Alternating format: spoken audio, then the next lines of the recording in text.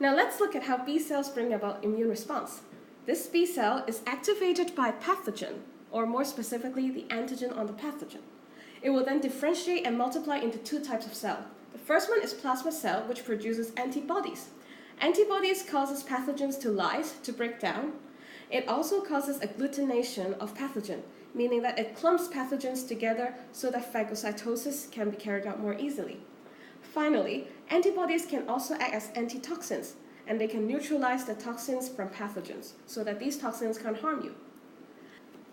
Another type of cell coming out from the activated B cells would be the memory B cells. The function is to remember the type of antigen that invades your body this time, and next time when you see the same antigen again, you will respond much more quickly. Because these memory B cells, they are already activated by this same type of antigen. So when they see the antigen again, they will multiply into even more memory B cells and plasma cells.